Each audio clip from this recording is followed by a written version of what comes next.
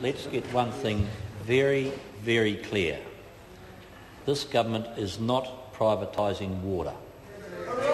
Okay, let's just get that really clear on the floor of the Parliament. This government is not privatising water. What we are allowing to happen is what has been happening for many years. Well, I'll just explain to the member. If the member will listen, I'll put a very cogent argument as to what, in point of view of what's happening. The fact is, for many, many years, local government has had the opportunity, if they wish, to have their water supplies managed by the private sector for 15 years. And they have come to us and said, actually, we think there is a real, very good reason why it may be prudent to extend that beyond the 15 years. So what we have said in this legislation is, OK, if the system has worked well for many, many years, and it has, to allow the management, not the ownership, not the privatisation, but the management of water by private sector for 15 years, and local government are saying to us, actually, we wouldn't mind if it was extended a bit more, we are going to allow them, the local authorities, who are democratically elected by their community to represent their community, to decide whether they might want to have their water supplies managed by the private sector for up to 35 years if they decide that's prudent. It's up to local government to make that decision.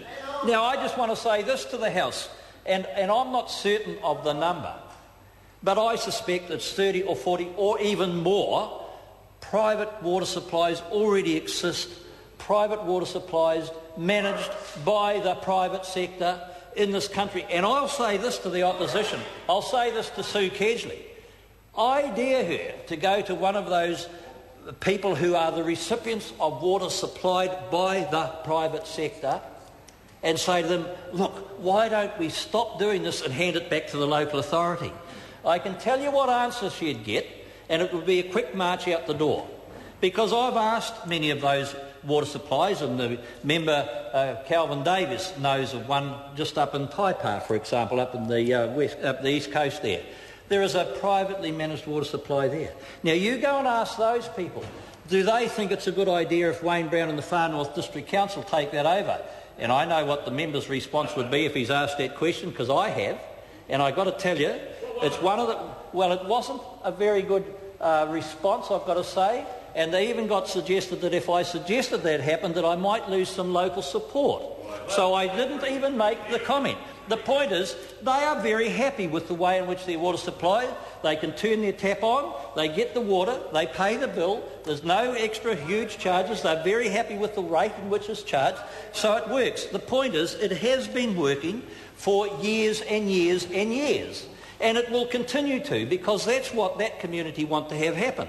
So then, if the other thing that might be useful is if the member George Hawkins took a call and actually told us what happened when he was the mayor in Papakura.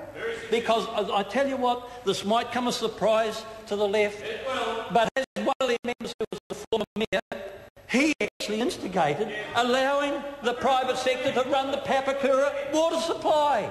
And what happened? What happened? Well, the local people kept turning the tap on and getting water out of the taps. It didn't stop. And actually it ended up that they were the cheapest water supply supplied in the Auckland area. Goodness. Well, we couldn't let that happen, should we? No. Maybe we should change this bill and not allow that to happen. But I dare anyone to go and ask the people of Papakura if they think that this government should stop letting that happen. So all we're doing is applying just what you might call a modicum of common sense to a practice that has been happening in New Zealand for a long time, and allowing the locally elected, democratically elected council to make a decision as to whether they think it is in the best interest of their community. And yes, they have to consult with the community. That's a lot of hogwash. They have to actually put it in their LTCCPs. They have to go and tell the people, we think this isn't a bad idea to extend it out. And actually, these are the reasons why.